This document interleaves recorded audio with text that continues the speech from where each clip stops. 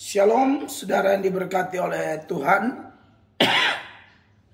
Bagaimana kabar saudara sekalian pada hari yang diberkati ini?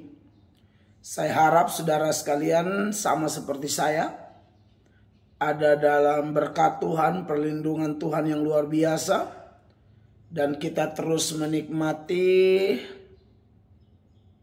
berkat-berkat Tuhan di dalam kehidupan setiap kita. Hari ini saya mau membahas seputaran topik kita yang ada di thumbnail atau judul dari video ini, dan itu adalah seputaran puasa. Saudara yang diberkati oleh Tuhan Yesus Kristus, saya akan membacakan ayat-ayat buat kita seputaran puasa ya. Dalam Matius pasal 6 mulai ayat 16, itu Lembaga Alkitab Indonesia memberikan judul di sana yaitu hal berpuasa. Dikatakan, dan apabila kamu berpuasa, artinya berpuasa silakan saja, tapi ada syarat-syaratnya. Janganlah muram mukamu seperti orang munafik. Jadi ternyata dalam pantauan Tuhan pada waktu itu, ada orang-orang yang melakukan puasanya dengan munafik. Munafiknya seperti apa? Perhatikan. Mereka mengubah air mukanya supaya orang melihat bahwa mereka sedang berpuasa. Jadi kemungkinan wajahnya atau mukanya dibuat kelihatan seperti apa ya, orang berpuasa ya, pucat gitu loh. Atau seperti orang yang betul-betul sedang lapar gitu kan, puasa tidak makan, tidak minum, kayak begitu kan.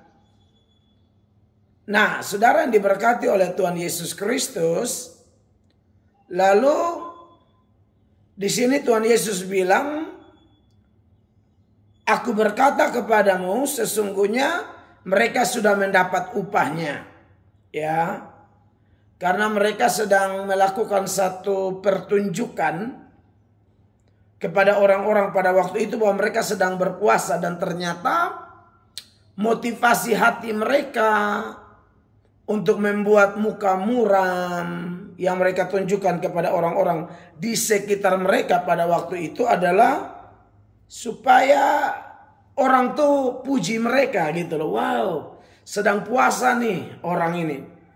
Jadi kalau sudah dapat pujian dari manusia seperti itu, Tuhan bilang dia tidak akan lagi dapat pujian dari Tuhan atau dapat upah dari Tuhan. Ternyata puasa itu kalau dilakukan dengan arahan Tuhan Yesus, ada upahnya, ada berkatnya. Tapi kalau dilakukan dengan munafik, nah, tidak dapat upah. Munafik yang dimaksud sekali lagi berharap dipuji orang. Berharap orang menganggap mereka tuh rohani, luar biasa. Yang sangat taat kepada agama. Kira-kira begitu ya. Agama mereka paling benar pada waktu itu. Jadi Tuhan Yesus menyampaikan ini. Nah, lalu Tuhan Yesus tambahkan, kalau orang percaya mau berpuasa, karena ajaran Tuhan Yesus ini kepada mereka yang percaya Tuhan Yesus dan juga mau berpuasa, silakan saja. Tetapi ya, jangan tiru mereka. Kalian beda. Bedanya gimana? Ayat 17. Tetapi apabila engkau berpuasa, minyakilah kepalamu, cucilah mukamu, jangan muram-muram, bikin segar-segar gitu loh. Ya. Lalu dikatakan di ayat 18, supaya jangan dilihat oleh orang bahwa engkau sedang berpuasa, melainkan hanya oleh Bapamu yang ada di tempat tersembunyi. Maka Bapamu yang melihat yang tersembunyi akan membalasnya kepadamu.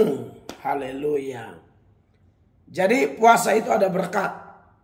Menurut ayat ini ya, Matius pasal 6 ayat 16 sampai 18. Tetapi tolong lakukan puasa itu dengan motivasi yang benar.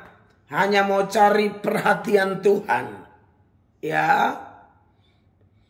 Dan puasa itu memang satu tanda orang sedang merendahkan diri.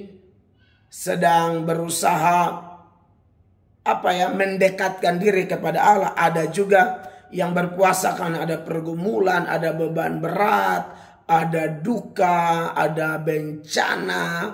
Biasanya mereka melakukan perkabungan disertai dengan puasa dan berdoa, beribadah, baca kitab suci, seperti itu. Dan kalau berpuasa itu kita harus hargai orang. Bukan orang yang harus hargai kita. Tolong ya, saya ada puasa, tolong hargai saya. Salah. Berpuasa itu adalah saat dimana kita itu mengekang kedagingan kita, hawa nafsu kita, emosi kita, ego kita, ya, ego pribadi, kesombongan. Supaya apa? Betul-betul puasa itu menghasilkan satu, pengendalian diri yang lebih baik lagi, lebih matang lagi, lebih dewasa lagi, gitu loh. Ada kasus orang puasa tapi Tuhan tidak peduli dengan puasanya. Karena puasa tapi sombong. Puasa tapi minta dihormati, puasa tapi masih berkata-kata kotor, puasa tapi masih menyakiti orang, puasa tapi masih sombong, dan lain sebagainya. Perhatikan Yesaya 58 ya. Mulai ayat 3. Mereka bertanya kepada Tuhan di sini, kok kami puasa tapi tidak diberkati? Kami puasa tapi tidak ada hasil. Tidak ada jalan keluar, tidak ada jawaban ya bagi pergumulan atau doa-doa mereka. Yesaya 58 mulai ayat 3. Mengapakah kami berpuasa dan engkau tidak memperhatikannya juga? Mengapa kami merendahkan diri dan engkau tidak mengindahkannya juga? Sesungguhnya, nah ini Tuhan respon. Pada hari puasamu, engkau masih tetap mengurus urusanmu. Dan kamu mendesak-desak semua burumu. Sesungguhnya kamu berpuasa sambil berbantah dan berkelahi, serta memukul dengan tinju, dengan tidak semena-mena. Dengan caramu berpuasa seperti sekarang ini, suaramu tidak akan didengar di tempat tinggi. Ya, suaramu tidak akan didengar di tempat tinggi. Maksudnya kau puasa sia-sia. Kau puasa tapi menyakiti orang. Kau puasa tapi masih gila hormat. Puasa itu merendahkan diri. Puasa itu mulai belajar menghargai orang. Puasa itu mulai berusaha mementingkan urusan Tuhan di atas urusan pribadi. Kalau konteks sekarang, saudara berpuasa tapi saudara masih ke kantor kan? Saudara berpuasa tapi saudara masih bekerja kan? Kerjalah dengan pengendalian diri. Kerjalah seturut dasar Kolose 3 ayat 23. Lakukan segala sesuatu seperti untuk Tuhan dengan segenap hatimu. Apalagi kalau pas puasa. Wow, itu keren tuh. Itu puasanya luar biasa banget tuh. Ya. Jadi boleh banget orang puasa. Tapi ya sudah, harus perhatikan yang disampaikan oleh Tuhan ini. Lanjut Yesaya 58 ayat 5. Sungguh-sungguh inikah berpuasa yang ku kehendaki dan mengadakan hari merendahkan diri. Jadi tepat ya, puasa itu hari merendahkan diri. Tapi merendahkan diri jangan munafik. Jangan di Tuhan seperti merendahkan diri, tapi dengan sesama kita benci, kita caci maki, kata kotor, dendam, ya menghina orang, anggap diri paling benar, itu tidak boleh. Sungguh-sungguh inikah berpuasa yang ku kehendaki dan mengadakan hari merendahkan diri. Jika engkau menundukkan kepala seperti gelaga dan membentangkan kain karung dan abu sebagai lapik tidur. Nah, ini yang dilakukan orang-orang pada waktu itu. Sungguh-sungguh itukah yang kau sebutkan berpuasa? Mengadakan hari yang berkenan kepada Tuhan? 6. Bukan, kata Tuhan. Berpuasa yang kukehendaki ialah supaya engkau membuka belenggu-belenggu kelaliman dan melepaskan tali-tali kuk, ya. Tali-tali kuk, supaya engkau memerdekakan orang yang teraniaya dan mematahkan, ya. Orang yang teraniaya dan mematahkan setiap kuk dan seterusnya. Supaya engkau memecah-mecah rotimu bagi orang yang lapar. Jadi berpuasa tuh semakin tunjukkan perbuatan baik kita, ya. Dan membawa ke rumahmu orang miskin yang tak punya rumah. Dan apabila engkau melihat orang telanjang, supaya engkau memberi dia pakaian. Dan tidak menyembunyikan diri terhadap saudaramu sendiri. Pada waktu itulah, nah ini puasanya jadi dapat berkat nih. Pada waktu itulah terangmu akan merekah seperti fajar. Dan lukamu akan pulih dengan segera. Kebenaran menjadi barisan depanmu. Dan kemuliaan Tuhan barisan belakangmu. Pada waktu itulah engkau akan memanggil dan Tuhan akan menjawab. Engkau akan berteriak minta tolong dan ia akan berkata, ini aku. Kamu ketemu Tuhan.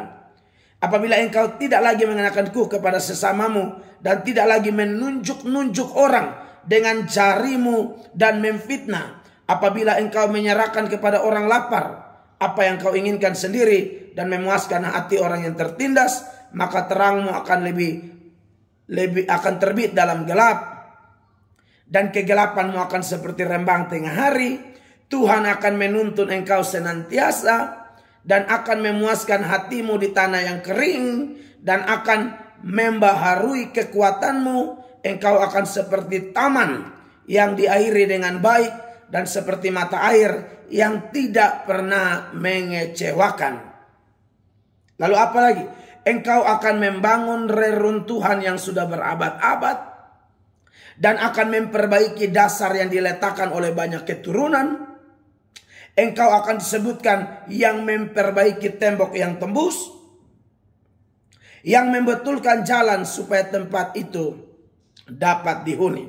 Jadi itu adalah penggambaran dari orang kalau puasa motivasi benar, dia akan diberkati oleh Tuhan, ya.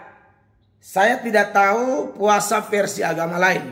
Semua agama punya pandangan, punya ajaran tentang berpuasa. Tapi itulah ajaran tentang puasa menurut Kristen. Ya, jadi saya sedang bicara puasa menurut Kristen. Saya tidak bicara puasa menurut agama lain. Orang agama lain punya puasanya sendiri, ya. Seperti kawan-kawan kita Islam yang dalam bulan puasa ini, pasti rohaniwan mereka juga arahkan puasa yang benar tuh kayak gimana. Begini, dan seterusnya. Nah, kalau kita orang Kristen yang kayak begitu tuh. Puasa jangan munafik kawan, sesuai tema. Puasa itu jangan berkelahi sama orang. Puasa itu jangan minta dihormati tapi kita menghormati. Justru kita yang menghormati. Puasa itu bukan berharap kita saja yang ditolong. Tapi kita berpuasa untuk mendapatkan kekuatan menolong orang. Makanya kenapa Paulus Barnabas dalam Kisah Para Rasul sebelum mereka diutus pelayanan berpuasa dulu. Karena kamu akan pergi untuk sebuah peperangan rohani. Kalau nanti kita menang sebenarnya bukan karena puasa itu. Tapi karena memang Tuhan berkenan membela kita. Tapi pada waktu kita berpuasa seperti ayat-ayat tadi. Itu adalah tindakan merendahkan diri. Memohon Tuhan campur tangan. Tuhan bekerja secara nyata dan luar biasa. Sehingga pelayanan kita berkenan kepada Allah. atau ada pergumulan-pergumulan pribadi, silakan berpuasa. Esther suruh Mordekai umumkan kepada orang Yahudi berpuasa, dan akhirnya orang Yahudi mendapatkan jalan keluar terbaik. Sebelum masuk pelayanan, Tuhan Yesus berpuasa 40 hari. Kalau kita sekarang puasa tidak harus 40 hari, itu tidak ada di ajaran Alkitab. Itu puasa Yesus di Lukas 4, Matius 4 itu deskriptif, hanya bersifat menggambarkan peristiwa pada waktu itu dan tidak harus dipaksakan jadi rumus. Tapi puasa biasa itu ada, ya. Tapi juga kalau saudara sakit lambung atau sakit tertentu yang tidak memperbolehkan puasa, tidak apa-apa. Itu bukan berarti rohanimu kalah sama orang yang berpuasa, belum tentu juga, ya. Jadi kalaupun orang berpuasa, silakan. Motivasimu berpuasa apa? Ada beban, ada masalah, mau melatih menahan kedagingan, mau apa? Belajar mendekatkan diri kepada Allah, mau siap masuk pelayanan, good. Silakan lakukan itu sambil tetap mengandalkan Allah. Karena dalam puasa tuh ada tindakan merendahkan diri. Siapa merendahkan diri? Alkitab berkata Tuhan tinggikan dia, toh.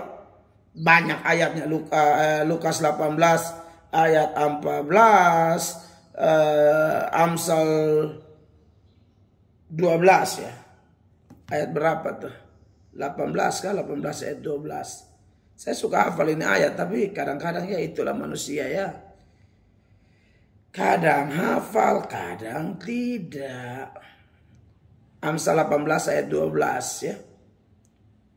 Betul. Tinggi hati mendahului kehancuran, tapi kerendahan hati mendahului kehormatan. Jadi, saudara-saudara yang diberkati oleh Tuhan Yesus Kristus, bagi orang Kristen, di setiap gereja kita kan ada saat di mana kita berpuasa, toh. Kalau gereja saya setiap minggu puasa. Biasanya setiap hari Kamis. Gereja lain setiap hari Jumat. Gereja lain lagi setiap hari yang lain. Persekutuan doa lain ada yang punya puasa sendiri. Silakan. Tapi perhatikan hal-hal yang disampaikan oleh firman Allah tadi, sehingga puasa kita berkenan kepada Tuhan. Yang mau berpuasa, lakukan dengan baik. Tuhan Yesus memberkati. Shalom.